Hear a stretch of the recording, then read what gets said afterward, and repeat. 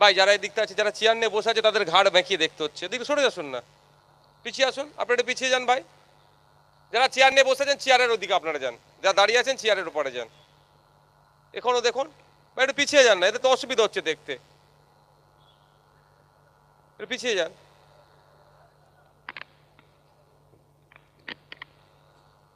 আমি ধন্যবাদ জানাবো এলাকার সচেতন নাগরিক যারা এসে আজকে উপস্থিত হয়েছেন। আজকের আমাদের প্রতিবাদ সভা বা আলোচনা সভা তিনটে বিষয়ের উপরে হচ্ছে। প্রথমত, কাশ্মীরের পেহেলগাঁওতে যে বর্বরোচিত সন্ত্রাসবাদী হামলা হয়েছে তাদের স্মরণে। দ্বিতীয়ত, আমাদের রাজ্য থেকে 26,000 চাকরি বাতিল হয়েছে। দুর্নীতি এবং বঞ্চনা, কাদের দুর্নীতি বা কাদের দুর্নীতির জন্য হয়েছে আর কারা বঞ্চনার শিকার হয়েছে এই বিষয়ে। তৃতীয়ত, যে সংসদে 2025 সালে এই বছরেই যে ওয়াকফ সংশোধনী আইন নিয়ে এসেছে এটা কেন প্রত্যাহার করতে হবে এই বিষয়ে আজকে আমাদের আলোচনা সভা। আমার পূর্বেকার বক্তারা অনেক কথা বলেছেন, আমিও গুটি কয়েক কথা বলবো আপনাদের। যে জায়গা ছোট হয়ে গেছে, দূরে যারা আছেন নিশ্চিতভাবে তারা শুনতে পাচ্ছেন। কি আছে?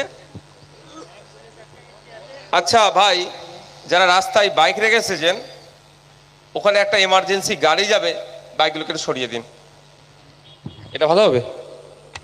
তাহলে এটা নামিয়ে দাও, এদিকে খুলে নাও না, এটা খুলে নাও। হ্যালো, প্রথমেই আসা যাক, আমার পূর্বেকার বক্তারা অনেক বিষয়ে কথা বলেছেন। আমি শুরু করছি কাশ্মীরের পেহেলগাঁওতে যে বর্বরোচিত হামলা হয়েছে। প্রথমত যে হামলা হয়েছে, এই হামলায় শুভেন্দু অধিকারীরা, বিজেপির নেতারা মার্কেট গরম করার জন্য প্রথম কয়েকটা দিন খুব বলছিল যে হিন্দু দেখে দেখে খুন করেছে। তারপরে দেখুন এখন বলা বন্ধ হয়ে গেছে, কারণ এখন আমরা কাউন্টার দিচ্ছি। আমরা বলছি ইতিপূর্বে ভারতবর্ষের ইতিহাসে দেখুন, দলিত হওয়ার জন্য পিটিয়ে মেরেছে, আদিবাসী হওয়ার জন্য ধর্মীয় পরিচয় দেখে মেরেছে, মুসলিম হওয়ার জন্য কেন গোমাংস খেয়েছ এই ধরনের মিথ্যা অপবাদে পিটিয়ে মেরেছে। কিন্তু সেইগুলো ছিল কাদের আমল? কংগ্রেস। আর হিন্দুদের যিনি রক্ষাকর্তা, যিনি বলছেন নিজেকে বা তার লোকেরা মোদিজিকে হিন্দু হৃদয় সম্রাট বলে প্রতিষ্ঠিত করতে চাইছে, সেই মোদিজির আমলে, সেই বিজেপির আমলে হিন্দুদেরকে দেখে দেখে হত্যা করলো। তুমি কি হিন্দু? তুমি কি দায়িত্ব নিয়েছো? তোমাকে তো আগে জবাব দিতে হবে। যখনই আমরা এই কথা বলতে শুরু করেছি, শুভেন্দু বাবুরা ওইটা বলা বন্ধ করে দিয়েছে যে হিন্দু দেখে দেখে হত্যা করেছে। আপনি প্রশ্ন করব না? এতদিন আপনারা বলেছিলেন হিন্দু খাতরে মে হ্যাঁ বলে ভোট নিলেন, আর আমরা কি দেখছি কাশ্মীরের পেহেলগাঁওতে সত্যি হিন্দু খাতরে মে হ্যাঁ, তাই না? এতদিন শুনেছেন কোন জঙ্গি এসে জিজ্ঞাসা করেছে তুই হিন্দু না মুসলমান, তারপরে মারতে? এই প্রথম হলো। কার আমলে? বিজেপির আমলে, মোদিজির আমলে। তাহলে জবাবটা তো মোদিজি আর বিজেপিকেই দিতে হবে। অর্থগুলো এই সাবজেক্টটাকে চেঞ্জ করে দিয়ে জবাব কার কাছে চাইতে চাইছে? গরিব ঠেলাওয়ালা, গরিব রিক্সাওয়ালা, গরিব ফল বিক্রেতা, গরিব চাওয়ালাকে যে বলছে এইটা কেন, এই আক্রমণটা কেন হলো, এই আক্রমণ কেন হলো? জবাব তো অমিত শাহকে দিতে হবে, জবাব তো এই শুভেন্দু অধিকারী নেতাদেরকে দিতে হবে, জবাব তো ভারত সরকারকে দিতে হবে, জবাব তো মোদিজিকে দিতে হবে। যে কাশ্মীরের মতো জায়গাতে 5 মিটার 10 মিটার ছাড়া ছাড়া সেন্ট্রাল ফোর্স থাকে, সেই রকম জায়গায় পৃথিবীর মধ্যে সব থেকে বেশি ফোর্স যদি কোনো জায়গায় থাকে সেটা ভারতবর্ষের কাশ্মীরে, তাহলে ওই জায়গাতে 2 ঘন্টা ধরে ফোর্স কোথায় ছিল যে তারা আমাদের নিরীহ নাগরিকগুলোকে খুন করলো, করে চলে গেল? প্রশ্ন করবেন না? এই প্রশ্ন কাকে করতে হবে? ভারত সরকার জবাব দিতে হবে, ভারত সরকারের ডিফেন্স মিনিস্টারকে জবাব দিতে হবে, অমিত শাহকে জবাব দিতে হবে, প্রধানমন্ত্রীকে। আর এই শুভেন্দু অধিকারী প্রচুর চিৎকার চাচামেচি করছে, এদেরকে বলতে হবে এই তোদের দলের গুরুদেরকে উত্তর দিতে বল। যে কাশ্মীরের মতো জায়গাতে 5 মিটার 10 মিটার ছাড়া ছাড়া সেন্ট্রাল ফোর্স থাকে, বড় হাতিয়ার নিয়ে এসে নাম জিজ্ঞাসা করে করে খুন করার সময় পেল কি করে? তাহলে ডাল মে কুছ কালা হয়, তাই না? যেখানে আপনি কাশ্মীর যদি গিয়ে থাকেন বলতে পারবেন, বাচ্চা ছেলেদের ওই যে খেলনার বন্দুক হয় না, ও নিয়েও যেতে দেবে না, ওটাও কেড়ে নেবে। আর ওখানে বড় বড় হাতিয়ার নিয়ে এসে গুলি করলো আমার নাম দেখে দেখে। বলুন, আমি এই পশ্চিমবাংলার 3 জন শহীদকে খুন করেছে, তার মধ্যে একজনের বাড়ি আমি গিয়েছিলাম, গোপনে গিয়েছিলাম আসল সত্যটা জানতে। সত্য জিনিস জানতে হবে, আর সত্য কথাই বলছি। এরা অপারগ, এরা ব্যর্থ। আমার দেশের প্রধানমন্ত্রী ব্যর্থ হিন্দুদের নিরাপত্তা দিতে, আমার দেশের স্বরাষ্ট্রমন্ত্রী ব্যর্থ হিন্দুদের নিরাপত্তা দিতে। কারণ আমি তার বাড়ি গিয়ে কথা বলেছি, সত্যি কথা, হিন্দু জিজ্ঞাসা করে মেরেছে। তাহলে এত সাহস পেল, যেখানে হিন্দু হৃদয় সম্রাট নিজেকে দাবি করছে, তার আমলে হিন্দুরা আক্রান্ত হচ্ছে, এ ব্যর্থ। তাহলে ব্যর্থতার দায় নিয়ে প্রধানমন্ত্রীর পদত্যাগ করা দরকার, তাই না ভাই? সাথে সাথে আমি আরো কিছু কথা জিজ্ঞাসা করেছি, উনি ক্ষোভের সাথে জানিয়েছেন যখন আক্রমণ চালাই ওই সময় কোনো ফোর্স ছিল না। শুধু ফোর্স ছিল না তাই নয়, আক্রমণের 2 ঘন্টা পরে ফোর্স এসেছে তাদেরকে উদ্ধার করতে। তাহলে প্রশ্ন থেকে যাচ্ছে, 2 ঘন্টা হয় ফোর্সের কাছে খবর পৌঁছায়নি, আর না হলে ফোর্সকে আসতে দেয়নি। তাহলে তদন্ত সাপেক্ষ। প্রথম তদন্ত হচ্ছে ওই সমস্ত গাদ্দারগুলোকে খুঁজে বার করতে হবে, যে সমস্ত গাদ্দারগুলোর জন্য আমাদের দেশের 26 জন নিরীহ নাগরিকের প্রাণ গেল। কারণ তারা সীমা পার হয়ে, শুনছি পাকিস্তান থেকে এসেছিল, তাহলে সীমা পার হয়ে আসলো কিভাবে? কোন গাদ্দারগুলোর মধ্যে ঢুকে আছে? সেই গাদ্দারগুলো না ছাড় পায়, সেই আওয়াজ আমাদের তুলতে হবে। মোদিজিরা অনেক চিৎমার চেঁচামেচি করছে, একবারের জন্য বলছে না যারা গাদ্দারি করলো বা যারা খবর পাঠাতে দেরি করলো বা আসতে দেরি করলো যাদের জন্য, তাদেরকে আমরা চরম শাস্তি দেবো, কথা বলছে না। কেন বলছে না? হয়তো তাদের মধ্যে দেখা যাবে মোদিজির দলের লোকই পড়ে গিয়েছে। গত কদিন আগে কলকাতার এসটিএফ, ক্যালকাটা পুলিশের এসটিএফ একটা ছেলেকে ধরে, প্রায় 100-র অধিক তার কাছে কার্তুজ পেয়েছে। তার রাজনৈতিক পরিচয় ঘাঁটতে ঘাঁটতে দেখা গেল সে বিজেপির একটা প্রথম সারির নেতার ঘনিষ্ঠ একজন। বুঝতে পারছেন? তাহলে তো ওই যদি গাদ্দারগুলোকে যদি খোঁজা হয় তার মধ্যে হয়তো পেয়ে যেতে পারে। কিন্তু আমাদের চুপ থাকলে হবে না, আমাদের আওয়াজ তুলতে হবে। যে প্রথম কথা, তদন্ত করতে হবে কার নির্দেশে, কার সহযোগিতাতে তারা ওখান থেকে এখানে এসে পৌঁছালো। দ্বিতীয় কথা হচ্ছে, যেখানে ঘটনা ঘটেছে 300 কিলোমিটার দূর বর্ডার থেকে, ওই 300 কিলোমিটার দূর থেকে আসলো, নাম দেখে দেখে খুন করলো, আবার গায়েব হয়ে গেল। তারা কোথায় গেল? তাদেরকে খুঁজে বার করতে হবে। সে পাকিস্তানে চলে যাক, আফগানিস্তানে চলে যাক, আর ট্যাম্পের কি ডোনাল্ড ট্যাম্পের কোলে উঠে বসে থাকলেও দেখার দরকার নেই, খুঁজে বার করতে হবে, ভারতবর্ষে ফিরিয়ে নিয়ে আসতে হবে, ওকে বিচার 6 মাসের বিচার করে ফাঁসিতে চড়াতে হবে। এই আওয়াজ আমাদেরকে তুলতে হবে। সহমত তো নাকি ভাই? সহমত তো নাকি? কারা সহমত? হাত তুলুন। কেন আমার দেশের নিরীহ নাগরিককে খুন করবে? যারা খুন করেছে 6 মাসের মধ্যে তাদেরকে ফাঁসির ব্যবস্থা করতে হবে। এটা ভারত সরকারকে ব্যবস্থা করতে হবে। আর হবে কি আমার বিশ্বাস হচ্ছে না, কারণ ভুলে যাচ্ছি নাকি আমরা 2019 সালে পুলওয়ামাতে অ্যাটাক হয়েছিল, খেয়াল আছে আপনাদের? আমাদের অনেক সেনা শহীদ হয়েছিল। আপনার হাওড়া জেলার উলুবেড়িয়ার বাবলু সাঁতরা তিনিও শহীদ হয়েছিলেন। তখনও বলেছিল বিচার হবে।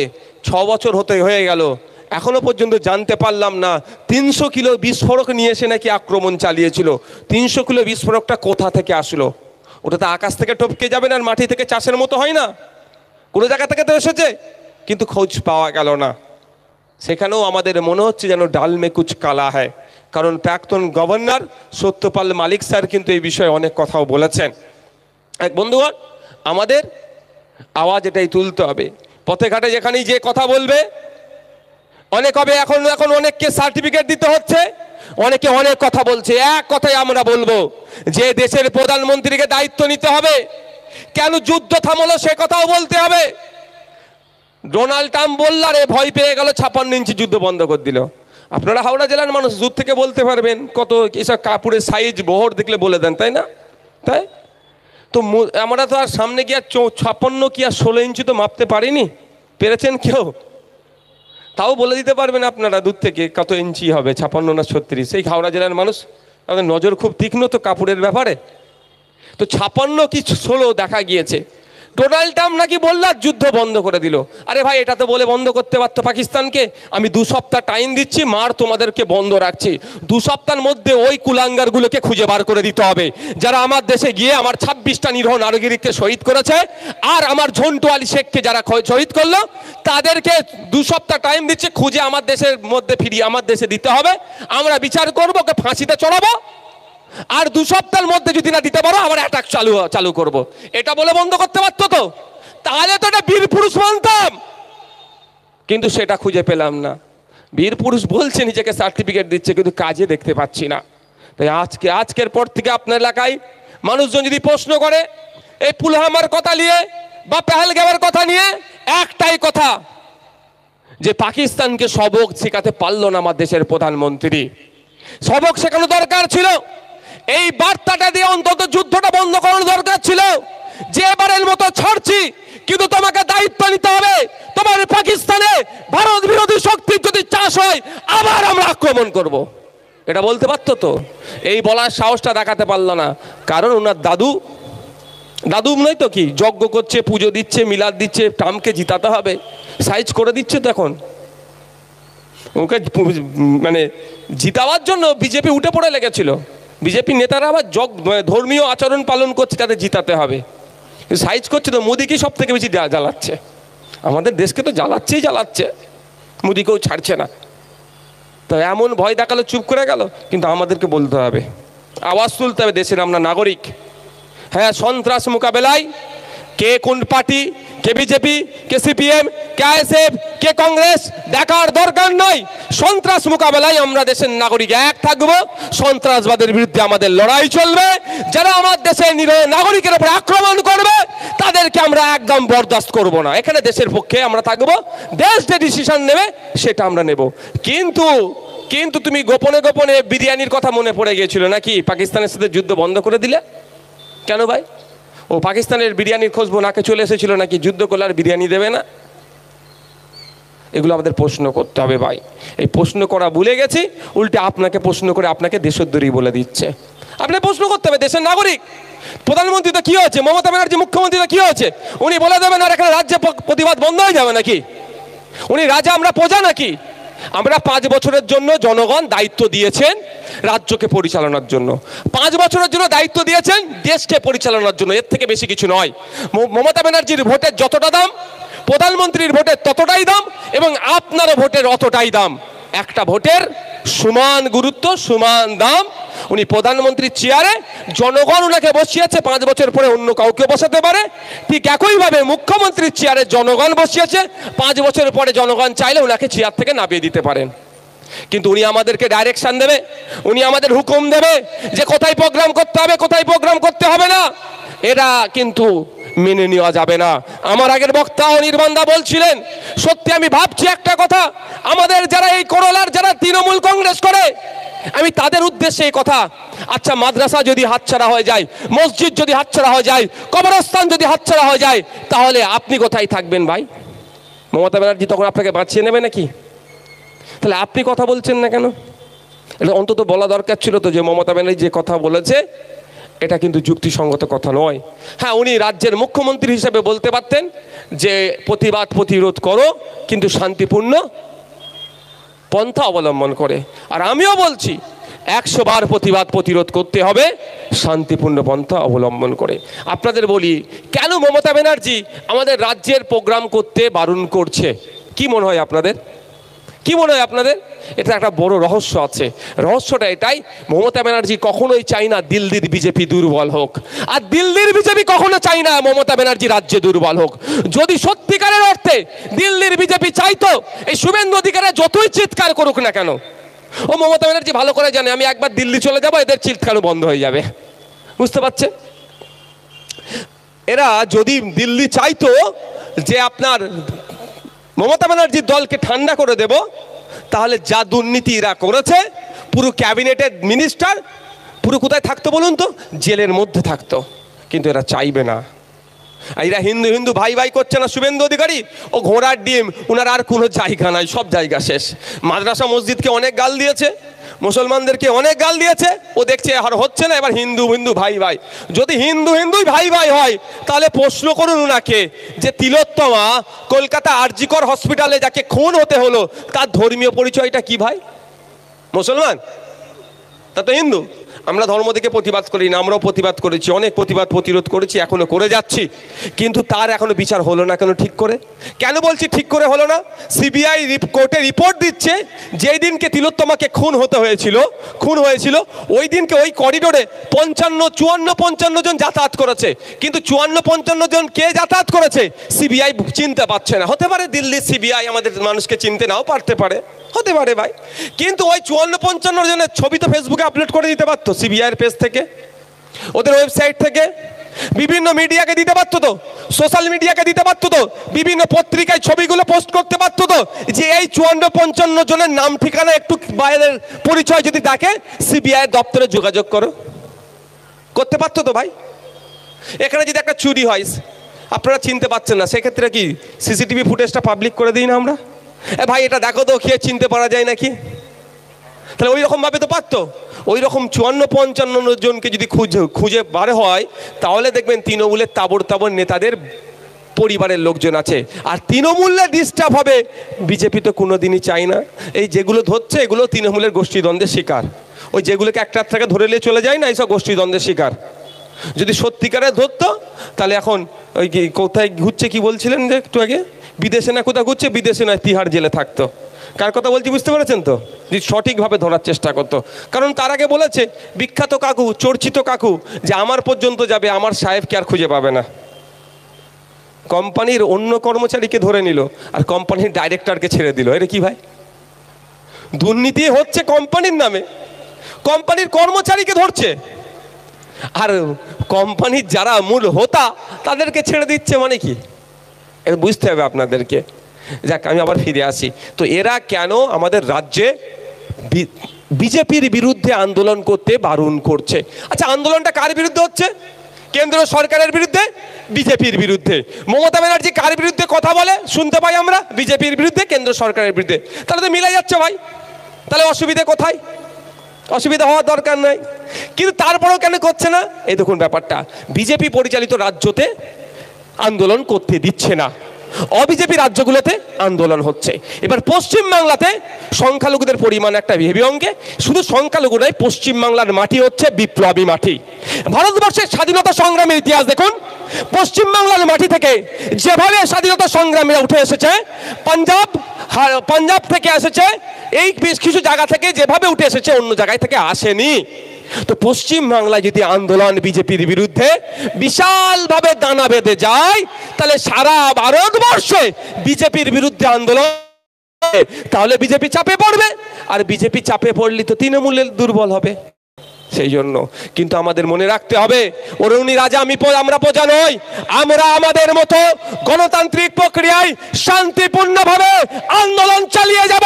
সেই ডুমজোরে হবে, কাকদ্বীপে হবে, নামখানাতে হবে, ভাঙড়ে হবে, সাগরে হবে, বারুইপুরে হবে, ফুরফুরা শরীফে হবে, গুটিয়ারিতে হবে, আপনার আমডাঙ্গাতে হবে। পশ্চিম বাংলার অলিতে গলিতে আমরা ওয়াকফ নিয়ে আন্দোলন করব যতদিন না পর্যন্ত ওই সুভাষ জ্যোতিবাবুর ভাষায় বড় বিজেপি ওই বিলটাকে, আইনটাকে না প্রত্যাহার করছে। আমরা আমাদের জীবনে সর্বোচ্চ দিয়ে আন্দোলন চালিয়ে যাব। হবে তো নাকি ভাই? কারণ এটা মাদ্রাসা মসজিদের শুধু বিষয় নয়।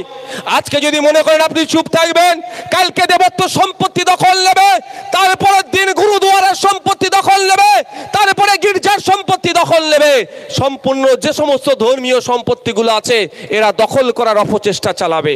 তাই সুতরাং এখন এটা আইনটা সংবিধানের একাধিক ধারার উপরে 14, 15, 25, 26, 29, 300 ক এই ধরনের অনেক আইনের উপরে আর্টিকেলের আঘাত দিচ্ছে। এর বিরুদ্ধে আমাদের ঐক্যবদ্ধভাবে লড়াই করতে হবে। আমি বলছি এটা আপনাদের, ভাবতে হবে পশ্চিমবাংলায় আন্দোলন হলে আসামের মানুষ শক্তি পাবে, পশ্চিমবাংলায় আন্দোলন হলে হরিয়ানার মানুষ শক্তি পাবে, পশ্চিমবাংলায় আন্দোলন হলে দিল্লির মানুষ শক্তি পাবে, পশ্চিমবাংলায় আন্দোলন হলে মহারাষ্ট্রের মানুষ শক্তি পাবে, পশ্চিমবাংলায় বড় বড় আন্দোলন হলে সারা ভারতবর্ষের মানুষ বিজেপি বিরোধী যারা তারা শক্তি পাবে আর বিজেপি চাপে পড়বে। তাই আমাদের এখান থেকে বড় বড় আন্দোলন সংগঠিত করে জাতীয় স্তরে বার্তা দিতে হবে যে পশ্চিমবাংলা সম্পূর্ণরূপে বিজেপির এই আইনের বিরোধিতা করছে। তাহলে দিল্লির মানুষ শক্তি পাবে না। আমি যখন প্রথম দিন সুপ্রিম কোর্টে যাই তো আমাকে দূর থেকে একটা লোক দেখে, আমারও যেন মনে হচ্ছিল লোকটার সাথে আমি কোনোদিন দেখেছি। পরিচয় হওয়ার পরে জানতে পারলাম যে আমি দিল্লিতে একটা ন্যাশনাল কনফারেন্সে গিয়েছিলাম, উনি সেখানে ছিলেন। তো উনি আমাকে তার দুদিন আগেই তো কলকাতাতে আমরা বড় একটা মিছিল করলাম না, তো শিয়ালদা থেকে আমাদের আসার কথা ছিল, ধর্মতলা আসতে দিল না, আমরা মৌলালি পর্যন্ত করলাম, রামলীলা ময়দান পর্যন্ত। তো আমাকে দেখে আমাকে ধন্যবাদ জানালো, মানে ও হিন্দিতে বলছিল যে আপনারা এত ভালো এত বড় একটা শান্তিপূর্ণ যেভাবে মিছিল করেছেন, আমরা দিল্লির মানুষ সাহস পেয়েছি দেখে। এটা তো স্বাভাবিক, বিজেপি বিরোধী শক্তিগুলো সাহস পাবে বড় বড় জমায়েত দেখলে।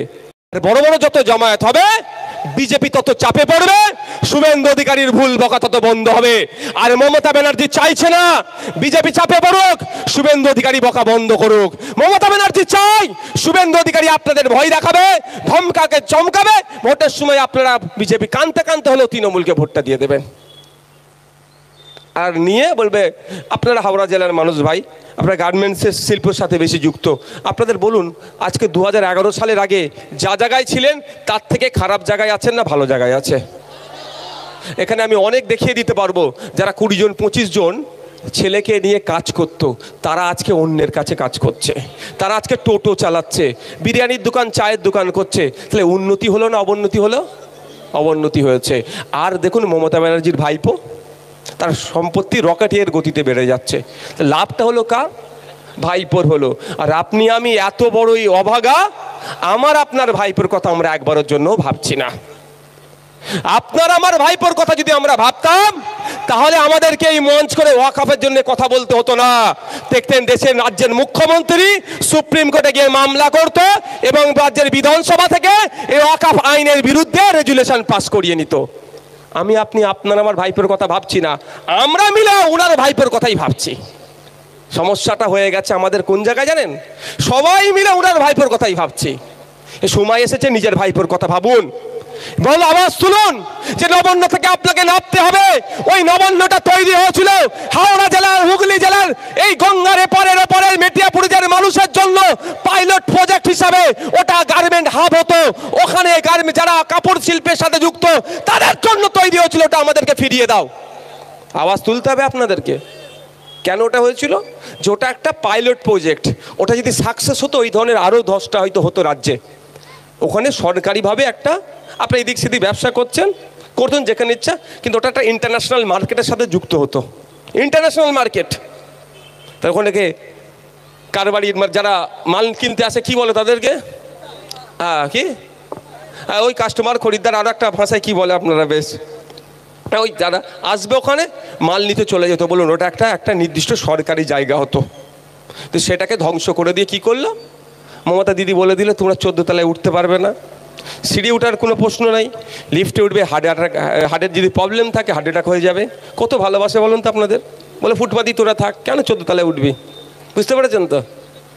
তার বদলে বলেছিল একটা জায়গায়, আমি যাওয়ার পরে হয়তো আপনাদের বিধায়ক বা আপনাদের এমপি বলতে পারে যে মমতা ব্যানার্জির নামে মিথ্যা কথা বলছেন, উনি নুঙ্গি স্টেশনে, তাই তো নাকি ওপারে 400 কোটি টাকা দিয়ে এর পরিবর্তে করে দেবে বলেছিল। হ্যাঁ করে দেবে বলেছিল, এর পরিবর্তে 400 কোটি টাকা বরাদ্দ করেছিল। দেখুন 4টি ইট গাঁটেনি এখনো পর্যন্ত। ওরা চায় না আপনি স্বনির্ভর হন, ওরা চায় না আপনি প্রশ্ন করুন, ওরা চাই সবসময় আপনি ওনার পায়ের তলায় পড়ে থাকুন। নালে বলুন তো, আচ্ছা আমি তো একজন বিধায়ক, সারা রাজ্যে কি আমার নেটওয়ার্ক আছে নাকি? বাদ দেন, আমার জন্য 4টা থানা করে দিল আটকানোর জন্য, ছেলেদের আমি মিথ্যা কেস দেবে বলে। স্পেশাল অবজারভার দিল নোটোরিয়াস ক্রিমিনালকে। শুভেন্দু অধিকারী যে মমতা ব্যানার্জিকে লস্করের তৈয়বা অর্থাৎ জঙ্গির সাথে যুক্ত করে দিল, এই রাজ্যের সাথে নাকি কাশ্মীরের জঙ্গিদের যোগ আছে বলে দিল, তার বিরুদ্ধে ব্যবস্থা নিয়েছে, তার বিরুদ্ধে স্পেশাল অবজারভার দিয়েছে, তাকে ছেড়ে রাখছে, আমাকে আটকাচ্ছে কেন? কেন বলুন তো? আমি পিছড়ে বর্গ থেকে উঠে এসেছি বলে। আমরা দলিত আদিবাসী মুসলমান সমাজ থেকে উঠে আসছি বলে, এই দলিত আদিবাসী মুসলমান সমাজের কাজ কি? পায়ের নিচে বসে থাকো। বুঝতে পারছেন না? পায়ের নিচে বসে থাকো, যেটা দেবে মেনে নাও, হ্যাঁ ঠিক আছে, এটা আমার জন্য বড় কিছু। এই জন্য অসুবিধা হয়েছে। নওশাদ সিদ্দিকী আমাদের বলবে, আমাদের ভুল ধরে দেবে। আমরা নওশাদ সিদ্দিকী যেটা বলবে এতদিন বলে আসছি, ওকে দেখিয়ে বলেছে আ, তো আমরা আ বলেছি, তাই না? একে দেখিয়ে বলেছে এটা বি, আমরা বলছি হ্যাঁ এটাই বি, দিদি জিন্দাবাদ। সিকে দেখিয়ে বলেছে এটা ডি, আমরা বলছি হ্যাঁ এটাই ডি। দিদি যখন বলে দিচ্ছে এটাই ডি, কিন্তু নওশাদ সিদ্দিকী বলছে না দিদি, তুমি সংখ্যালঘুদের জন্য 1 বছরে 5,000 কোটি টাকা বরাদ্দ করছো, কিন্তু খরচ করছো মাত্র কত? 30%। কেন দিদি? প্রশ্ন তো আমি করছি বিধানসভার মধ্যে গিয়ে, ওটা কষ্ট হচ্ছে, আমি বোঝানোর জন্য বলছি। এই ধরুন না, দেখাচ্ছে কি এই পানিটা আপনার জন্য বরাদ্দ করা হয়েছে, আপনি পিপাসার্থ, এই পানি যখন আপনার জন্য বরাদ্দ হচ্ছে স্বাভাবিকভাবে খুশি হচ্ছি আমরা। 5,000 কোটি টাকা, 3 কোটি থেকে 3.5 কোটি খুব বেশি হলে সংখ্যালঘু আছে, তাদের জন্য 1 বছরে 5,000 কোটি টাকা বরাদ্দ হয়েছে। কত খুশি, আমিও খুশি, আপনারা খুশি। কিন্তু পানির পেয়াস পেয়েছে আমাকে, আমি পিপাসার্থ, পানির দরকার, আমাকে কি 1 ছিপি দিচ্ছে, লাভ কি হবে এর থেকে? ভাই না দেওয়াই ভালো না ভাই? 1 ছিপি বরাদ্দ করা দরকার ছিল। আবার ওই 1 ছিপির মধ্যে কি হয়েছে জানেন? স্কুল এডুকেশনে ঢুকিয়ে দিয়েছে টাকা। আপনাদের এখানে যে প্রাইমারি স্কুলগুলো আছে খোঁজ নিয়ে দেখবেন, মিড ডে মিলের যে ভবনগুলো হচ্ছে না, ওগুলোর কার টাকা থেকে হচ্ছে? মাইনরিটি অ্যাফেয়ার্স, সংখ্যালঘু উন্নয়ন ও মাদ্রাসা শিক্ষা দপ্তরের টাকা দিয়ে প্রাইমারি স্কুলের মিড ডে মিলের ভবন নির্মাণ হচ্ছে। কেন হবে ভাই? ওটাতে স্কুল এডুকেশনে যে প্রায় 40,000 কোটি টাকা বরাদ্দ আছে, ওর থেকে তো করবেন আপনি। তাহলে আপনি আমার ভাগের টাকা কেন নেবেন? প্রথম তো এটা অন্যায় হচ্ছে। শুধু আমি গাজুয়ারি করে বলছি এটা নয়, এটা অন্যায়।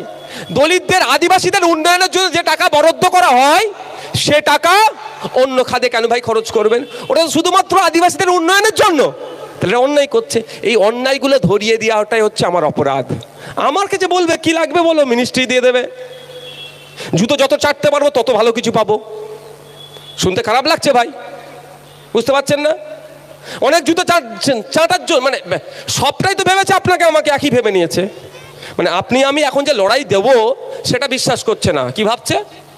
ও ব্যাটা তো এদের আগে আগে দেখ না, ওই ওরা ছিল, ওদের মতোই হবে, দিনের শেষে কিছু একটা নেবে, ওরা 10 টাকায় বিক্রি হতো, এরা 90 টাকায় বিক্রি হবে, এই ভেবে নিয়েছে। বুঝতে পারছেন তো? সেজন্য এই করছে। আমি দেখ ওই বিষয়ে আমি যাচ্ছি না, আবার ফিরে আসি। আমরা কেন এই আইনের বিরোধিতা করছি একটু আমরা জেনে নিয়ে যাক নাকি ভাই? আমি অনেক কথা বললাম, শুধুমাত্র এই মাদ্রাসা মসজিদ কেড়ে নিচ্ছে বলে বিরোধিতা করছি বললে হবে না। কেন করছি, কিভাবে কাটছে, সেটা একটু আমাদের জানা দরকার আছে। কারা জানতে চান একটু এনার্জি দিয়ে হাত তুলুন তো। আপনারা জানতে চান তো? দূরে যারা আছেন জানতে চান তো মায়েরা, যে কেন কেড়ে নিচ্ছে? এটা জানাও আমাদের দরকার। প্রথম কথা আসি, মোদিজি বলল যখন, কটা বাজে দেখো তো,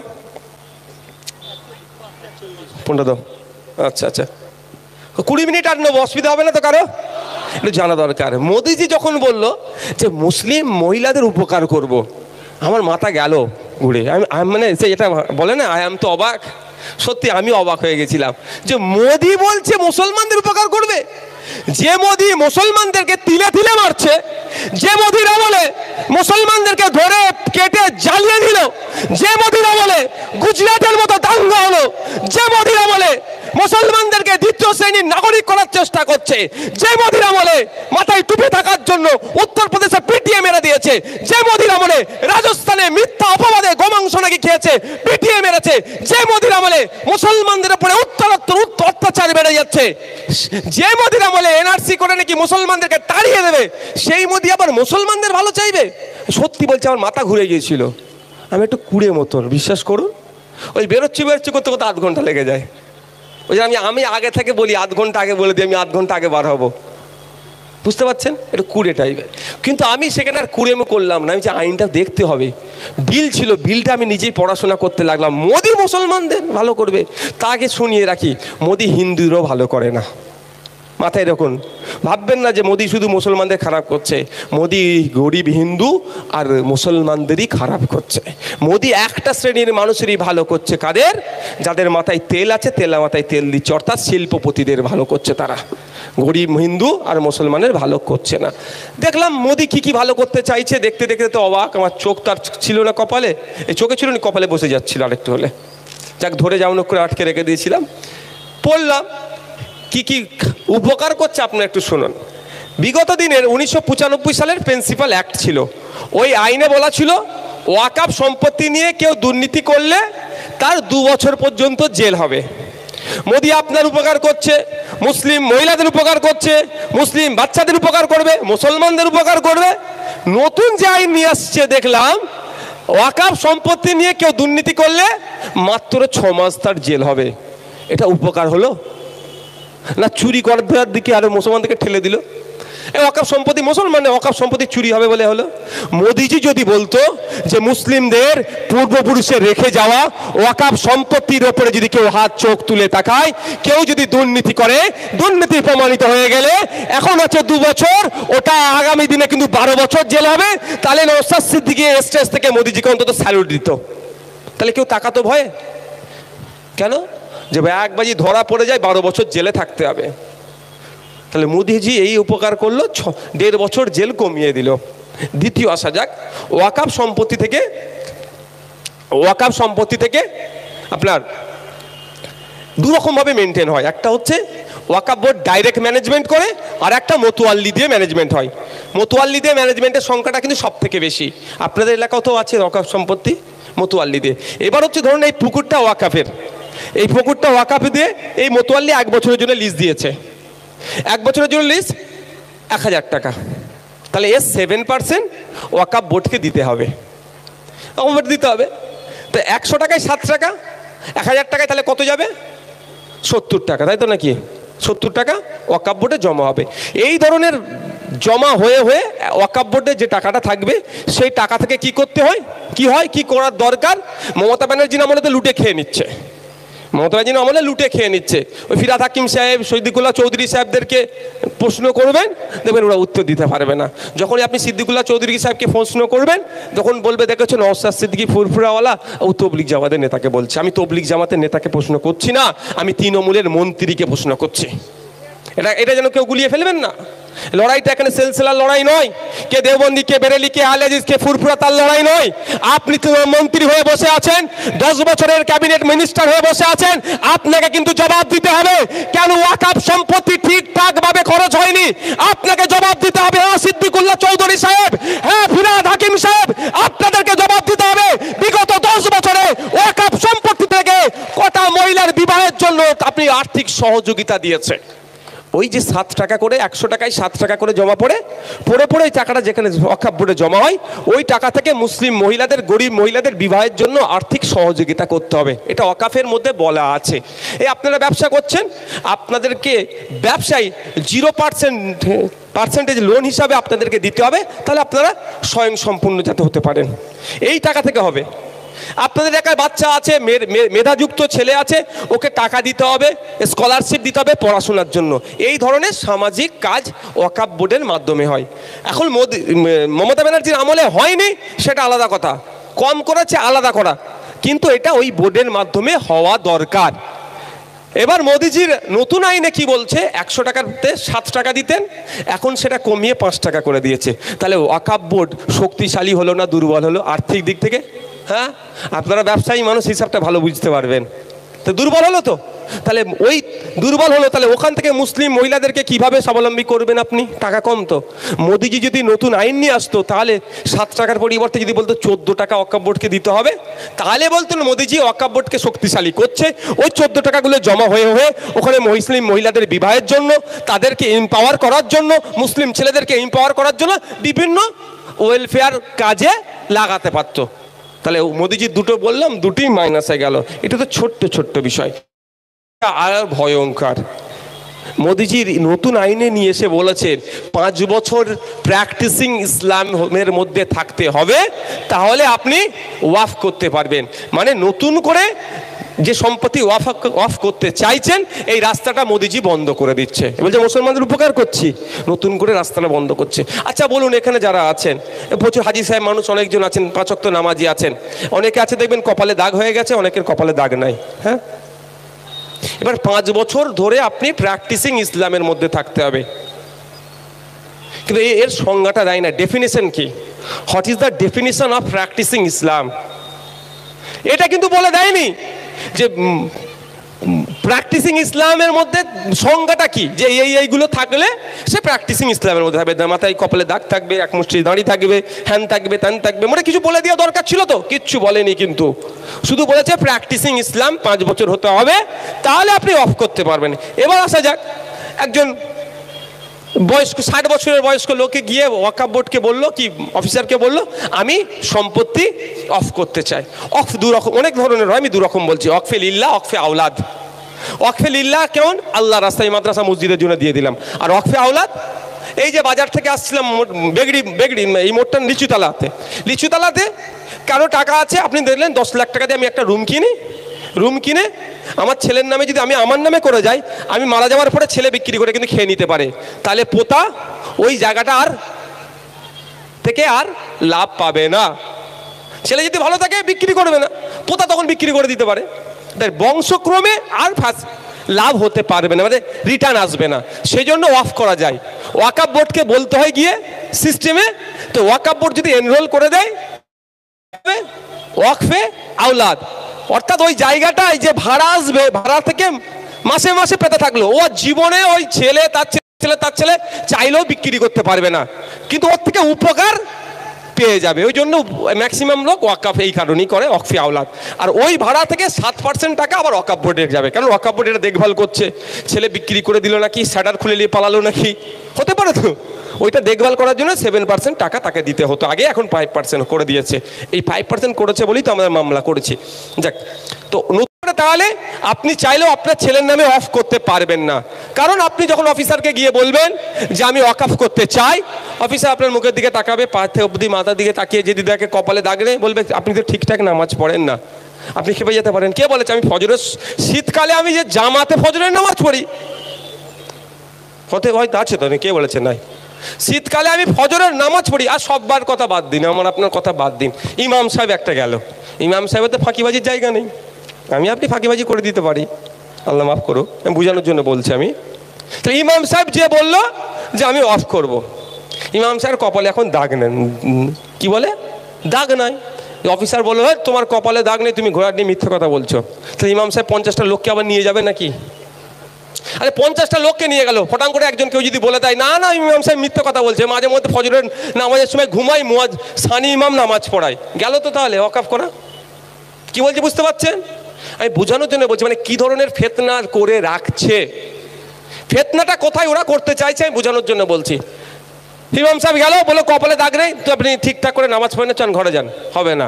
ইমাম সাহেব ঘরে গিয়ে রাগের চোটে কপালে দাগ টাক ছিঁড়া ছাড়ি করে দাগ করে নিয়ে চলে এসে হাজির, বলে এই দেখুন আমি আমার কপালে দাগ আছে, আমি অফ করব, আমি তো নামাজ ঠিকঠাক করি।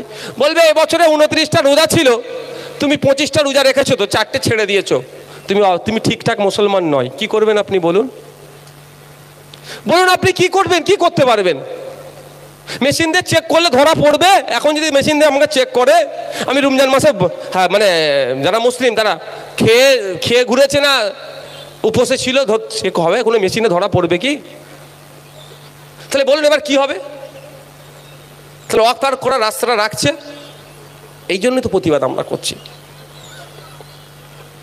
এর বিরুদ্ধে আমাদের লড়াইটা। আর এইটার বিরুদ্ধে যখন লড়াই করছি, মমতা ব্যানার্জি আমাদেরকে ডিস্টার্ব করছে কেন? আপনার এলাকার যিনি তৃণমূলের বন্ধুরা আছে জিজ্ঞাসা করবেন, ঝগড়া ঝামেলা নয়, উনি তো আমাদের বাইরের কেউ নয়, জিজ্ঞাসা করবেন ভাই এটা তো বলছি এটার বিরুদ্ধে, তাহলে এটা মমতা ব্যানার্জি আটকাচ্ছে কেন? যদি বলে মমতা ব্যানার্জি আমি আছি দেখে নেবো, ওয়েল অ্যান্ড গুড, কিন্তু মুখের কথাই হয় না দাদা। ওই নানি দাদির গল্প পাড়াতে হবে, মাচাতে বসে গল্প হবে, আমার দাদা বাঘ মেরেছিল, আমার দাদা ছাগল মেরেছিল, আমার দাদা ভেড়া মেরেছিল, ওর নানি দাদির গল্প হবে। আইনের দাগাতে তাহলে বলতে হবে দিদিমণিকে বলো তোমরা, নওশাদ ভাই অনেক আগেই দিদিমণিকে মেসেজ করে দিয়েছে, চিঠিও পাঠিয়েছে, বিধানসভা থেকে রেজুলেশন পাস করাতে হবে। বিধানসভা মানে সারা পশ্চিমবাংলা 294 জনের মধ্যে, ওদের তো 220টা এমএলএ আছে, এমনি তো পাস হয়ে যাবে। ওখানে লেখা হয়ে যাবে যে আমাদের পশ্চিমবাংলায় বা এই আইনকে আমরা মানছি না, এটা নিয়ে সুপ্রিম কোর্টে মামলা করলে মামলাটা দাঁড়িয়ে যাবে। হয়েছে মামলা, হয়েছে ভাই। আমি বলছি এখান থেকে 4 জনকে হজে পাঠাবো, হ্যাঁ ভাইজান বললে যে হজে পাঠাবে, তো ভাইজানকে তো 4 জনের পাসপোর্ট করে দিতে হবে, টাকা দিতে হবে, তো হজে যেতে গেলে ভাইজান বলে দিচ্ছে হজে গেল, তো হজে চলে গেল, হয় নাকি? কি বলছি বুঝতে পারছেন না? তো হজে পাঠানো তো রাস্তাটা ভাইজানকেও করে দিতে হবে। 4 লাখ টাকা মতো এখন লাগছে, 16 লাখ টাকা অ্যারেঞ্জ করতে হবে ভাইজানকে। 4 জনের পাসপোর্ট না থাকলে পাসপোর্ট বানাতে হবে, ঠিক সময়ে পাসপোর্টগুলো জমা দিতে হবে, তারপরে তো 4 জনকে ভাইজান হজে পাঠাবে। ভাইজান হজে পাঠাবে বলে দিয়েছে, এখানে সবাই নাচছে ভাইজান হজে পাঠাবে। আরে কেমন ভাবে পাঠালো দেখো, পাঠানোর রাস্তাটা দেখেছে ভাইজান? ভাইজান তো এর আগে বলেছিল ডবল চাকরি দেবো, কোথায় সেটা? খেলনে তো বুঝতে হবে না। আর একটা কথা, গভর্নমেন্ট কোনো নোটিফিকেশন, গভর্নমেন্ট কোনো অর্ডার বার করেছে মমতা ব্যানার্জি যে আমরা এই আইনটাকে মানছি না বা আমাদের পশ্চিমবাংলায় লাগু হতে দেব না, করেছে? কিন্তু হাওয়াতে ভাসিয়ে দিচ্ছে। আমার তৃণমূলের ভাইরাও বলছে তো দিদি বলে দিয়েছে, দিদি বলে দিয়েছে হয়ে যাবে। আরে দিদি কালকে 2026-এর পরে নাও থাকতে পারে, দাদা আসতে পারে কেউ। দিদি যদি এখন আমাদের আপনার ভালো চাই, এখন গভর্নমেন্ট নোটিফিকেশন একটা অর্ডার বার করে দিক, তাহলে আমি আপনাদের বলছি, যেমন এখানে দিদির সমালোচনা করছি, অন্য কোনো মঞ্চে যখন দাঁড়াবো সেখানে দিদির হয়ে আমি গুণগান গাইবো না। দিদি কথার সাথে কাজ করেছে, পশ্চিমবাংলার মুসলমানদের মাদ্রাসা, মসজিদ, ঈদগাহ, কবরস্থান বাঁচানোর জন্য অন্তত ন্যূনতম একটা ইনিশিয়েটিভ নিয়েছে। বলবো আমি, কি আছে, ভালো কাজকে ভালো বলবো, কিন্তু সেটাকে নিচ্ছে না। দিদি কোনোদিনের জন্য দাদাকে চটাবে না। এবার যদি আপনারা যদি দিদির ভাইপোর কথা না ভেবে আপনাদের ভাইপোর কথা ভাবতে শুরু করেন, দিদি তখন ভাববে তো আমার একটা ভাইপো রাখ, এত ভাইপোর আমার হাতছাড়া হয়ে যেতে পারে, তখন আপনার জন্য কাজ করবে। আর ওই জন্যই আমরা আপনাদের জাগ্রত করছি। নিজের ভাইপোর কথা ভাবতে শুরু করুন, তখনই ভাববেন, দেখবেন দিদি তখন নড়ে চড়ে বসবে। যখন ভাবছে বিনা এতেই যে আমার ভাই, ওদের নিজেদের ভাইপোর কথা ভুলে গেছে, শুধু আমার ভাইপোর কথা ভাবছে, আর ভাবার দরকার কি আছে? একটা কথা বলি আপনাদের, যারা মায়েরা আছে, বাপেরাও আছে, এটা প্রচলিত, সবাই জানে, কি বাচ্চা যতক্ষণ না কাঁদে মা দুধ দেয়? কি দেয় ভাই? যতক্ষণ না বাচ্চা কাঁদবে মা দুধ দেবে না। মা বেটার সম্পর্ক মানে বাচ্চা যখন হয়ে যায় স্বামী স্ত্রীর মধ্যে, বলে তুমি স্বামী দূরে থাকো, ছানা বাচ্চাকে আমি ছাড়বো না, তাই না? মানে এত সম্পর্ক, তারপরও বাচ্চাকে কাঁদতে হয়, তারপরে মা তাকে দুধ দেয়। তাহলে আমি আপনি যদি মনে করি যে আমি আপনি ঘরে বসে থাকবো, যে আরএসএসের দুর্গা মমতা ব্যানার্জি আপনার ওয়াকাফকে বাঁচিয়ে নেবে, এটা আপনাদের কিন্তু মূর্খের স্বর্গে বাস করা হচ্ছে, আর নালে জেগে আপনারা ঘুমোচ্ছেন। আপনাকে আমাকে জাগ্রত হতে হবে, আপনাকে আমাকে কথা বলতে হবে, তাহলেই মমতা ব্যানার্জি বাধ্য হবে আমাদের এই আইনটা বিরুদ্ধে কথা বলবে। এটা মাথায় রাখুন আপনারা। এবার আসা যাক এই আর কেন আমরা বিরোধিতা করছি। আচ্ছা, আপনাদের এখানে ওয়াকাফের কি পুরাতন কবরস্থান আছে, মসজিদ আছে নাকি ওয়াকাফের? আছে? আচ্ছা, না থাকলেও আমি শুনে নিন। ওয়াক বাই ইউজার, যেটাকে আমরা যদি সহজ ভাষায় বলি, মানে ওটা মানে হচ্ছে ব্যবহারকৃত ওয়াকফ। আর আমি বোঝানোর জন্য বলছি মৌখিক দান। কি হয়েছে, আপনার এলাকার মানুষের যদি 4 পুরুষ পিছনে চলে যান, কারো দাদু বলেছে এই তোমাদের কবর দিতে অসুবিধা হচ্ছে, আমার একটু জমি জায়গা বেশি আছে, তার দাদু ওইখানে 10 কাঠা জায়গাটা আছে, গ্রামের মানুষ, পাড়ার মানুষ কবর দেবে, আমি আল্লাহর রাস্তায় দিয়ে দিলাম, অফ করে দিলাম, হয়ে গেল। ওই রকম কবর দিয়ে এসছে। ঠিক একইভাবে এই পাড়ায় একটা মসজিদ, 3 কিলোমিটার দূরে একটা মসজিদ, এখন তো পাড়ায় হয়ে গেছে, তো ওখানে যেতে আসতে বর্ষার সময় এর সময় অসুবিধা হয়। আপনার এলাকার যিনি একটু প্রভাবশালী মানুষ, জমি জায়গা বেশি ছিল, তিনি বলেছে ওইখানে আমার 5 কাঠা জায়গাটা আছে, আমি আল্লাহর রাস্তায় দিয়ে দিলাম, তোমরা মসজিদ করবে। এইভাবে আছে। সারা ভারতবর্ষে যত ওয়াকাফ সম্পত্তি আছে 8 লাখ একর সম্পত্তি আছে, তার মধ্যে প্রায় 4 লাখ একর, প্রায় 50% ওয়াকাফ সম্পত্তি ঠিক আপনার আমার দাদুরা এই মৌখিক দান করে দিয়েছে, যে আল্লাহর রাস্তায় দিয়ে দিলাম, যা তোমরা ব্যবহার করবে। ঠিক আছে। এখন মোদির বন্ধুদের নজরে পড়েছে কলকাতার ভালো ভালো প্রাইম প্রপার্টিগুলো, ওরা খুঁজে দেখে নিয়েছে ম্যাক্সিমাম ওয়াকাফ সম্পত্তি। মোদির বন্ধুদের নজরে পড়েছে দিল্লির বড় বড় যে কবরস্থানগুলো আছে সেগুলো ওয়াক বাই ইউজার, ওয়াকাফ সম্পত্তি। মোদির বন্ধুদের নজরে পড়েছে ব্যাঙ্গালোরের শহরের ওপরের যে ভালো প্রপার্টি 5টার মধ্যে 2টো ওয়াকাফ সম্পত্তি। সারা ভারতবর্ষে শ্রীনগর থেকে শুরু করে কন্যাকুমারী যত শহর আছে, বড় বড় শহর, সব বড় বড় শহরেই 2টো একটা করে ওয়াকাফ প্রপার্টি আছে, ভ্যালুয়েবল প্রপার্টি, যেখানে 1 কাঠার দাম 10 কোটি টাকা পর্যন্ত আছে। 1 কাঠার দাম 20 কোটি টাকা। দিল্লির মতো জায়গার কথা বলছি। কলকাতায় 1 কাঠার দাম 5 কোটি টাকা। এইরকম ভালো ভালো, মানে টাকা থাকলেও সম্পত্তি পাবে না। টাকা আছে কিন্তু সম্পত্তি দাম আমার নামে, আপনি নিতে পারবেন? আমি বিক্রি করবো না, আপনি আমাকে যতই টাকা দেন না কেন। তা টাকা নিয়ে ঘুরতে হবে, মানে ইনাম, মানে যা চাইবে তাই দিয়ে দেবো রেট, কিন্তু তাও পাচ্ছে না। কিন্তু সারা ভারতবর্ষে যত শহর আছে ওয়াকাফ প্রপার্টি, এই ধরনের ভ্যালুয়েবল প্রপার্টি আছে, আপনার আমার দাদুরা দান করে গিয়েছিল। সেইগুলো মোদির বন্ধুদের এখন নজরে পড়েছে। তা বন্ধু বলেছে দিতেই হবে। কি করতে হয়? আইনটাকে বিগড়াও, আইনটাকে বদলাও, বদলে দিয়ে আমি কাঁড়বো সরকার, কাঁড়ার পরে আমি আমার বন্ধুর হাতে তুলে দেবো, আর বলবো কি মুসলমানের উপকার হচ্ছে। ওয়াক বাই ইউজার আজকের দিনে মোদি বলছে এটা অবৈধ, অর্থাৎ মৌখিক যে সমস্ত দানগুলো হয়েছে সেইগুলো সব কি হবে? অবৈধ হয়ে গেল। অর্থাৎ আপনার দাদু যে কবরস্থানের জন্য যে জায়গাটা দিয়ে গেল, তাহলে অবৈধ হয়ে গেল। তাহলে অবৈধ হয়ে যাওয়া মানে জায়গাটা এখন কার? সরকারের। তাহলে আপনার দাদুর কবরটা এখন কার হয়ে গেল? খারাপ লাগছে নাকি শুনতে ভাই? এনার্জি আছে তো? আমি শেষ করে দেবো কিন্তু, বলে দিচ্ছি, আমার কোনো সমস্যা নেই। হ্যাঁ, আপনার দাদুর কবরটা তাহলে কি এখন সরকারের হয়ে গেল? ওই কবরের ওপরে যদি মদের দোকান করে কিছু করতে পারবেন সরকারি জায়গাতে? তাহলে লড়াইটা আমরা কেন এর বিরোধিতা করছি? কেন বিরোধিতা করছি আপনাদের ভাবতে হবে। যে ভাইজানরা রাজনীতি করার জন্য বিরোধিতা করছে, না মানুষের মৌলিক অধিকারের উপরে হনন হচ্ছে, ধর্মীয় ধর্মচারের উপরে আঘাত আসছে, সেই জন্য বিরোধিতা করছে? এটা ভাবতে হবে। রাজনীতি করার অনেক সময় আছে, অনেক সময় আছে, রাজনীতি করে নেব, কিন্তু আপনাদেরকে আগে জানতে হবে কেন বিরোধিতা করছে। এবার দেখুন 4.5 লক্ষ একর ওই ওয়াক বাই ইউজার আছে, ওটাকে লুটার জন্য ওয়াক বাই ইউজার অর্থাৎ মৌখিক দানটাকে অবৈধ ঘোষণা করলো। মোদিজি যদি বলতেন যে আজ থেকে 2025 সাল থেকে যারা মৌখিক দান করবে তাদের সব অবৈধ, বিগত দিনে তাহলে 400 বছর আগেকার দানটা আবার তার থেকে গেল।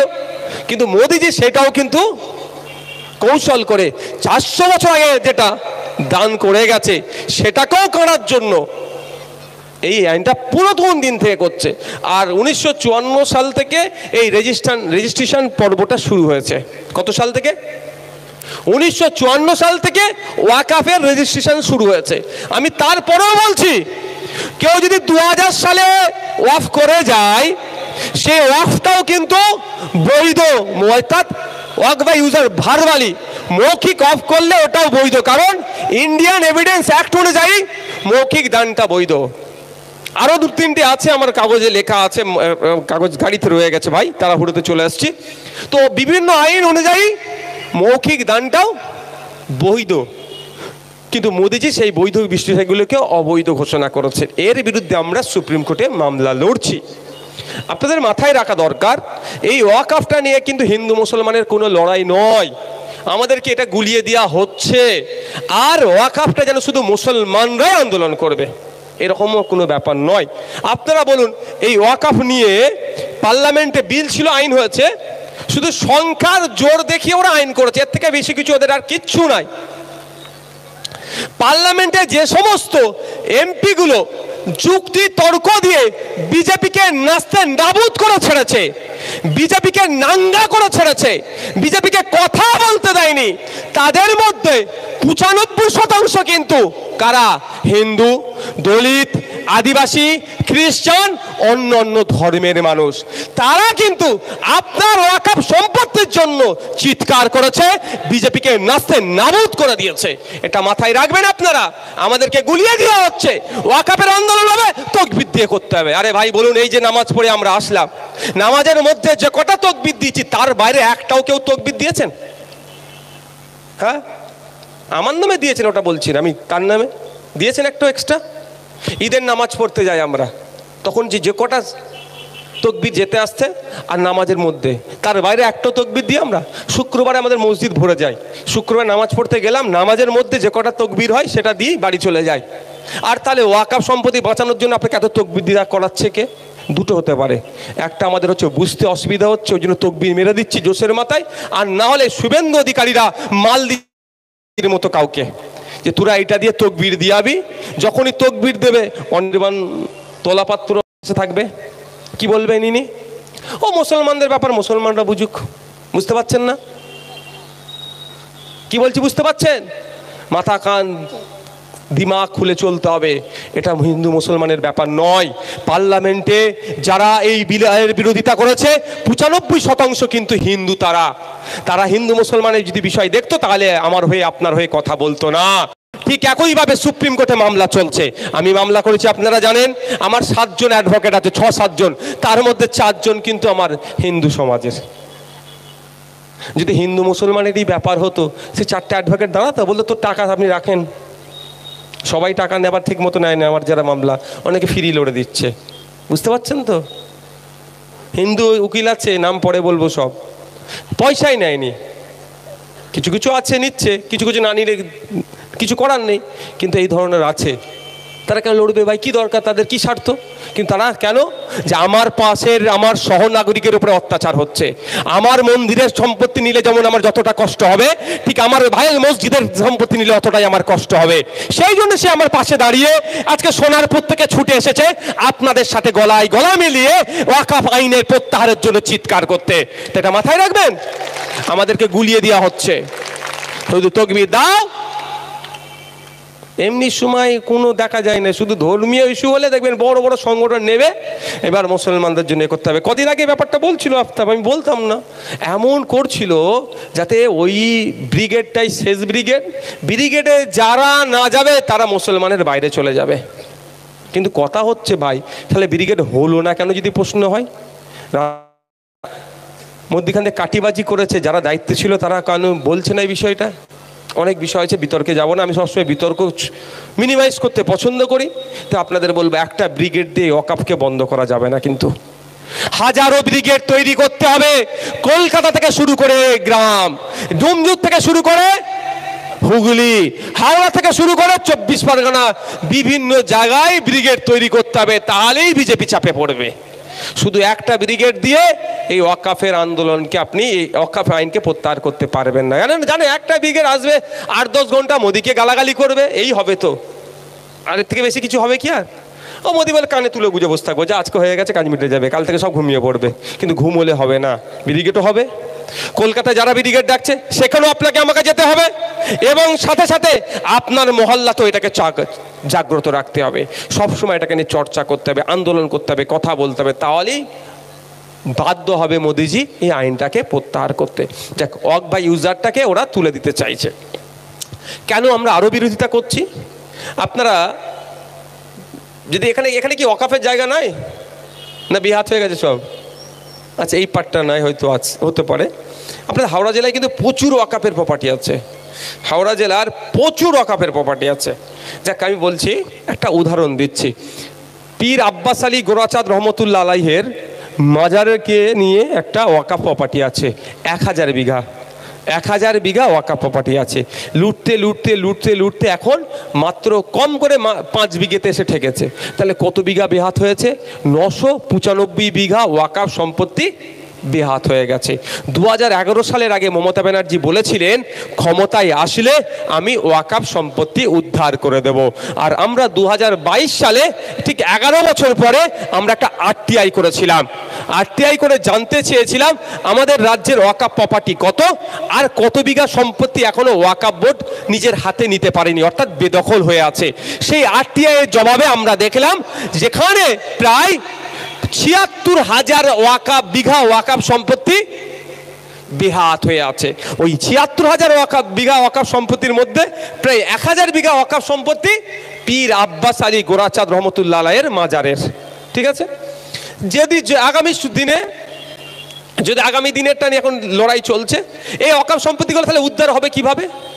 শিরদাঁড়াওয়ালা একটা সোজা যদি সরকার থাকে, সে সরকার চাইলে ওই দিন দিয়ে উইদিন সেকেন্ড, উইদিন মিনিট এটাকে কী হবে উদ্ধার করে দিতে পারবে। কিন্তু সিটডারাওয়ালা সোজা সরকারকে তার নজরে আসছে না, সব সিটডারা বাকিয়ে দিয়েছে। কারণ ও তার দলের লোকেরাই তোলা তুলে খাচ্ছে। এই ফিরাদ হাকিম সাহেব, সিদ্দিকুল্লাহ চৌধুরী সাহেব অনেক চিৎকার করছে। আমি নাম ধরে ধরে সিদ্দিকুল্লাহ চৌধুরী, ফিরাদ হাকিম সাহেবকে বলবো এই জায়গায় ওয়াকফ সম্পত্তি দখল করে আছে, ওরা উদ্ধার করে দিতে পারবে? খোঁজলে দেখা যাবে হয়তো 10 জনের নাম বললে 9 জনে ওয়াকফ সম্পত্তি লুটে বসে আছে। এরাই বসে আছে, বলে সর্ষে দিয়ে ভূত ভাগাবে, আর সর্ষের মধ্যেই ভূত ঢুকে গেছে। বলে কীভাবে ভাগাছে আমাকে দেখবো। বুঝতে পারছেন না? কদিন আগে তো সিদ্দিকুল্লাহ এই ফিরাদ হাকিম সাহেবের তো নামে উঠলো কোথাকার সম্পত্তি দখল করে তার স্ত্রীর নামে মার্বেলের একটা করে রেখে দিয়েছে। তাহলে উনি কি অকাপের জন্য কথা বলবে বলুন তো? উনি তো দিদির সুরেই সুলি মিলাবে। দেখ আমি ফিরে আসি। তো ইন্ডিয়ান লিমিটেশন অ্যাক্ট 1963, 1963 সালে ইন্ডিয়ান লিমিটেশন অ্যাক্ট বলে একটা আইন আছে। ওই আইনে অর্ডিনারি একটা আইন, অনেক সেকশন আছে, সেকশনে বলা আছে একটা, আচ্ছা এটা কি ব্যক্তি মালিকানা না কার আছে জায়গাটা? ব্যক্তি মালিকানা। এই জায়গাটা কারো একটা মালিকানা আছে। আইনে বলা আছে এই জায়গার কোনো একটা জায়গায় যদি একটা কোণে হোক আর যেখানে হোক কোনো ব্যক্তি যদি 12 বছর বসবাস করে ফেলে ওকে আপনি তুলতে পারবেন না। আপনার যতই ক্ষমতা থাকুক না কেন আপনি ওকে তুলতে পারবেন না। তাহলে কি করতে হবে? ওকে ওর সত্তার মালিক, ও মামলা করলে ওকে আপনি তুলতে পারবেন না। এটা লিমিটেশন অ্যাক্টের অনুযায়ী তাকে জায়গা দিতে হবে, যেহেতু 12 বছর ও এই জায়গাটায় বসেছিল। এতদিন পর্যন্ত মন্দিরের সম্পত্তি, মসজিদের সম্পত্তি, হিন্দুদের ধর্মীয় সম্পত্তি, মুসলমানদের ধর্মীয় সম্পত্তি, গির্জার সম্পত্তি, খ্রিস্টানদের ধর্মীয় সম্পত্তি, আপনার শিখেদের ধর্মীয় সম্পত্তি, কোনো ধর্মীয় সম্পত্তির ক্ষেত্রে না ইন্ডিয়ান এভিডেন্স অ্যাক্ট 1963 প্রযোজ্য ছিল না। সেকশনটা হচ্ছে 107 নম্বর সেকশন অনুযায়ী বলা ছিল যে এই লিমিটেশন অ্যাক্ট প্রযোজ্য নয় বলা ছিল। অর্থাৎ যদি ওয়াকফ সম্পত্তির ওপরে কেউ 12 বছর কেন 22 বছর যদি কেউ বসে থাকে, সে চাইলে সেটাকে নিজের জায়গা বলতে পারবে না, ক্লেম করতে পারবে না। ওয়াকফ বোর্ড ওকে এমনি তুলে দিতে পারবে। তাহলে বলুন, মন্দিরের জন্য, গির্জার জন্য, গুরুদুয়ারার জন্য সব এক আইন ছিল। মোদি আপনার ভালো, মুসলমানদের ভালোর জন্য, মুসলিম মহিলাদের ভালোর জন্য কি করলো? নতুন এসে ওই আইনটা তুলে দিল। তাহলে কি রইল? যে গির্জা সম্পত্তিতে যদি কেউ 12 বছর কেন 24 বছর বসবাস করে তাকে যখন ইচ্ছা তুলে দেওয়া যাবে। মন্দিরের সম্পত্তিতে কেউ 12 বছর, 24 বছর, 36 বছর বসবাস করুক তাকে তুলে দেওয়া যাবে। কিন্তু মসজিদের সম্পত্তিতে কেউ বসবাস করলে আপনি তাকে তুলতে পারবেন না। তাহলে ওয়াকফ সম্পত্তিকে দুর্বল করা হলো না শক্তিশালী করা হলো? তাহলে এটা ইনজাস্টিস হচ্ছে না? সংবিধানের 14 নম্বর 15 নম্বর আর্টিকেলের মধ্যে ইকুয়ালিটির কথা বলা হচ্ছে। জাত, ধর্ম, বর্ণ, লিঙ্গ দেখে আলাদা কোনো ভেদাভেদ করা যাবে না বলা হচ্ছে। আর আমরা কি দেখছি? আমার হিন্দু ভাইয়ের ধর্মীয় সম্পত্তির ক্ষেত্রে লিমিটেশন অ্যাক্ট প্রযোজ্য নয়, আর মুসলমানের ধর্মীয় সম্পত্তির উপরে লিমিটেশন অ্যাক্ট প্রযোজ্য। এটা নিয়ে তো আমরা সুপ্রিম কোর্টে গেছি, এটা নিয়ে মোদির দ্বিচারিতার কথা বলছি, এটা নিয়ে মোদির বিরুদ্ধে আমরা কথা বলছি। আমরা জাত ধর্ম নির্বিশেষে ভারতকে স্বাধীন করার জন্য দেবন্স মাদ্রাসা থেকে, পিরাউ বাক্কার থেকে বিভিন্ন ধর্মের মানুষ মিলে, বিদায়ী মালাল দিনেশ মিলে, শহীদ আশফাকুল্লাহ মিলে, সকলে মিলে আমরা লড়াই করলাম, দেশ স্বাধীন করলাম। আর আইন তুমি আমার জন্য দুর্বল করে দিচ্ছ, এটা তো মেনে নেওয়া যাবে না। এর বিরুদ্ধে তো আমরা কথা বলছি। আপনি বলুন, তাহলে আমাদের সাথে ইনজাস্টিস হচ্ছে, মুসলমানের সাথে ইনজাস্টিস হচ্ছে, এর বিরুদ্ধে আমরা এইবার বলুন যে নতুন আইন করেছে 995 বিঘে ওই সম্পত্তি আর ফিরে পাবেন? পীর আব্বাস আলী গোরাচাঁদ রহমতুল্লাহ আলাইহির মাজারের সম্পত্তি পাবেন? ফিরে পাবেন না। কারণ নতুন আইনে কি বলেছে? যে বসে গেছে তো হয়ে যাবে, তার সত্তার মালিক সে হয়ে গেল। এবার বলুন 12 বছর বসে আছে না 12 দিন বসে আছে, এটা কে ডিসাইড করবে বলুন এবার আমাকে? 12 দিন বসে বলতে পারে তো 12 বছর? কারণ বাংলাদেশের মহিলাকে লক্ষ্মীর ভান্ডার আমাদের রাজ্যে হচ্ছে, আমাদের রাজ্যে খবর পেয়েছেন তো? বাংলাদেশের মহিলা লক্ষ্মীর ভান্ডার নিচ্ছে। এখানে স্বামী বেঁচে আছে, পিতা বেঁচে আছে, পিতাকে মৃত দেখিয়ে মায়ের নামে বিধবা ভাতা তুলে খাচ্ছে আমাদের রাজ্যে। তাহলে 12 বছর 12 দিন বসিয়ে লিখে দিতে পারে তো 12 বছর ধরে বসেছে। তাহলে যে কোনো ওয়াকফ সম্পত্তি মামলা হবে, ঝামেলা হবে, মানে শুধু কোর্ট কাচারি হবে, ফেসে থাকো তোমরা। ভালো করছে না খারাপ করছে ভাই? এর বিরুদ্ধে আমরা তো তাই আপনাদের বলবো, এটা এই লড়াইটা একদিনের লড়াই নয়। এই আসলো নওশাদ সিদ্দিকী, এত লোক নিয়ে গরম গরম দুটো চারটে কথা বললাম চলে গেলাম, এই লড়াই নয়। এই লড়াই চালিয়ে যেতে হবে। আপনাদের জানিয়ে রাখি, কলকাতাতে আমরা একটা অবস্থান বিক্ষোভ করতে চেয়েছিলাম, মাননীয় মমতা ব্যানার্জির পুলিশকে আমরা জানিয়েছিলাম।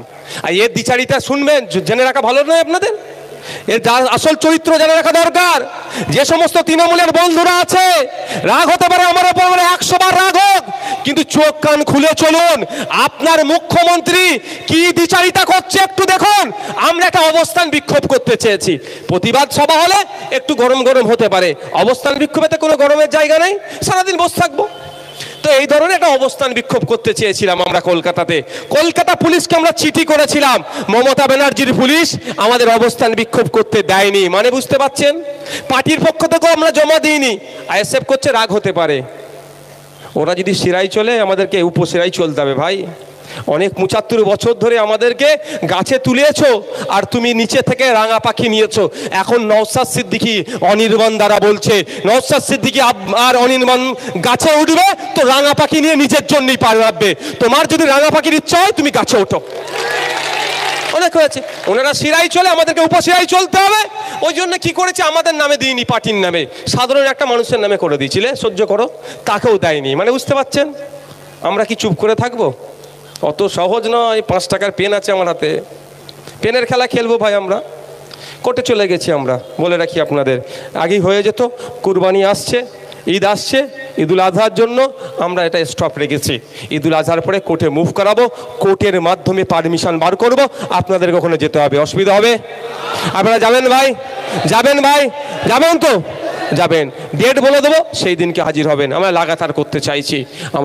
আমি শুধু এটা বলার কারণ যে মমতা ব্যানার্জির, আমরা রাজ্যে ওয়াকাফ নিয়ে একটা অবস্থান বিক্ষোভ করব, তার জন্য আমাদেরকে কোর্টে যেতে হচ্ছে। আবার এই বলছে নাকি উত্তরপ্রদেশ আর বাংলার মধ্যে ডিফারেন্স দেখাচ্ছে। কে বলেছে? উত্তরপ্রদেশে ওয়াকাফ নিয়ে আন্দোলন করলে লাখ টাকা জরিমানা করে, আর আমাদের এখানে ওয়াকাফ নিয়ে আন্দোলন করলে মুসলমান ছেলেদের ধরে জেলে দেয়।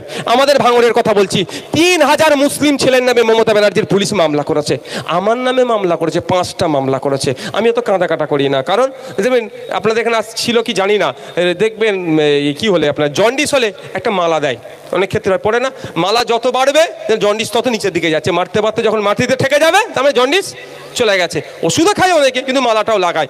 তো আমি মনে করছি আমাকে এক একটা কেস, এক একটা ফুল, আমার নামে 13খানা মামলা ছিল, আর এই ওয়াকাফ নিয়ে আন্দোলন করছি বলে 5টা মামলা দিয়েছে। হয়েছে কটা? 18টা মামলা। আমি একটু কান্নাকাটি করিনি, আমি কান্নাকাটি করিনি, উনি আমি ভাবিওনি। তো আমি চাইছি আরও হোক, কারণ ওই মালা যত বাড়বে, ফুল যত জোড়াবো, মালা তত বাড়বে। বাড়তে বাড়তে যখন মাটিতে ঠেকে যাবে, আমি তখনই নিজেকে নেতা বলবো, যা এতদিন পরে নেতা হয়েছে আমি। দেখ না মালার ফুল বাড়াক আমাকে। কিন্তু আমার বলার এটাই যে তাহলে দেখুন আমাদের সাথে দ্বিচারিতা কে করছে। আমি লাস্ট আপনাদের কাছে আমি আশা করবো, একটা প্রতিজ্ঞাবদ্ধ হতে হবে। প্রতিজ্ঞাবদ্ধ আগে ক্লিয়ার করে নিই, আইএসএফকে ভোট দেওয়ার জন্য আমি প্রতিজ্ঞা আপনাদের করাবো না, কিন্তু একটা প্রতিজ্ঞা নিতে হবে যে আমার বিপদের সময়, যখন আমার ওয়াকাফ সম্পত্তি হাতছাড়া হয়ে যাচ্ছে, আমার মাদ্রাসা মসজিদ, আমার কবরস্থান, আমার ঈদগাহ যখন হাতছাড়া হয়ে যাচ্ছে, যখন আমরা চিন্তিত, তখন আমার রাজ্যের মুখ্যমন্ত্রী তখন আমাদেরকে দিল্লি গিয়ে প্রতিবাদ করতে বলছে।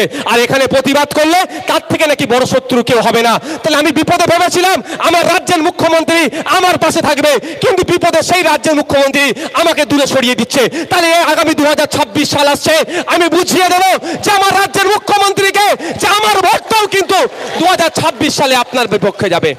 হবে তো ভাই? এই ভোটটা কিন্তু আমার পক্ষেও চাইছি না, আমার পক্ষে চাইছি না। বলতে পারে ভাইজান আসলো, লোককে হাত তুলে অদা করিয়ে নিজের পক্ষে ভোটটা নিয়ে চলে গেল। অত আমি খারাপ মানসিকতার ছেলে নয়। প্রয়োজন হলে যদি ভালো লাগে খামচিহ্নকে ভোট দেবেন, না ভালো লাগলে ভোট দেবেন না। কিন্তু ইভিএম মেশিনের সামনে গিয়ে আপনি দেখবেন প্রথমে যে বড় বড় ফুলটা আছে, যে পদ্ম ফুল আপনার মাদ্রাসার জায়গা কেড়ে নিতে চেয়েছে, যে পদ্ম ফুল আপনার মসজিদের জায়গা কাটতে চাইছে, যে পদ্ম ফুল আপনার বাপদাদার কবরটাকে কেড়ে নিতে চাইছে, সেই পদ্ম ফুলে দেওয়ার কোনো প্রশ্ন আসছে না। আর তার প্রতিবাদ করতে গিয়ে যে জোড়া ফুল আমাদের পশ্চিমবাংলায় আমাদেরকে ডিস্টার্ব করেছে, সেখানেও আমরা ভোটটা দেব না। হবে তো নাকি ভাই? মনে করবেন বিজেপিকে আটকাতে হবে, ওসব ভেবে লাভ নাই। আগামী দিনে ভাবুন যে আমরা বললে ওরা বিধানসভার মধ্যে কটাকে ঢুকাবো, এটা মাথায় রাখতে হবে। বিজেপিকে আটকাতে তো 77টা আগে ছিল বিজেপি কলকাতাতে, লোকসভাতে কলকাতায়, বিধানসভাতে নিচু বেগড়িতে এসে গেছে। এবার যদি 26ও মনে করেন বিজেপিকে আটকাতে হবে, আপনার বেডরুমে ঢুকে যাবে, এটা মাথায় রাখবেন। কি বলছি, খারাপ লাগছে নাকি? তাহলে আপনাকে কি করতে হবে? কে কোথা ঢুকছে তার থেকে দরকার নেই, আমার হয়ে অ্যান্টিডট দেওয়ার মাল আমরা কটা পাঠাচ্ছি, ইঞ্জেকশন। নাল বলেছি, ওনাকে খারাপ লেগে যেতে পারে, আমি শব্দটা তুলে নিচ্ছি। অ্যান্টিডট দিতে হবে না? সাপে কামড়ালে কি করতে হয়? এভিএস, অ্যান্টিভেনাম বলে। সেটা কোথা থেকে তৈরি হয় জানেন? সাপের বিষ নিয়ে ঘোড়াতে করে করে সব তৈরি হয়, সেই সাপের বিষ দিয়েই তৈরি হয়। কিন্তু সাপ কামড়ানোর ঔষধ অর্থাৎ ইঞ্জেকশন সাপের বিষ থেকেই হয় আবার। তো যারা রাজনৈতিকভাবে আপনার এটা হয়েছে, তাকে এটা আটকাতে গেলে কি করতে হবে? রাজনৈতিকভাবেই অ্যান্টিডট পাঠাতে হবে। তাই আমাদের মাথায় কি রাখতে হবে? 2026 সালে আমরা কটা বিধানসভার মধ্যে পাঠাচ্ছি এটা লক্ষ্য রাখতে হবে। কে আসলো কে গেল ও দেখার দায়িত্ব 75 বছর ধরে নিয়ে লাভ কিছু হয়নি, ক্রমশ পিছিয়ে গিয়েছি। উস্তাগার ছিলাম, এখন লেবার হয়েছি।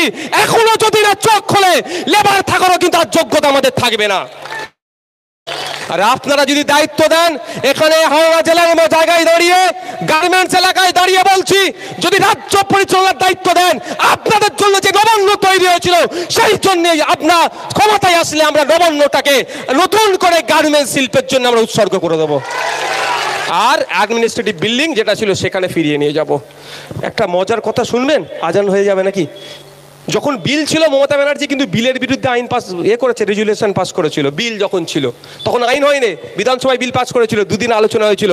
আমাদের প্রিয় সিদ্দিকুল্লাহ চৌধুরী সাহেব বক্তব্য দেয়নি, আমাদের অত্যন্ত প্রিয় ফিরহাদ হাকিম সাহেব ওই দিন দুদিন বক্তব্য দেয়নি। বুঝতে পারছেন? এটা কিন্তু মাঠে ময়দানে কি বলছে, জীবন দিয়ে দেবো, ছাড়বো না, ইসলামের সম্পত্তি, হ্যান ত্যান বলে চিৎকার চেঁচামেচি করছে।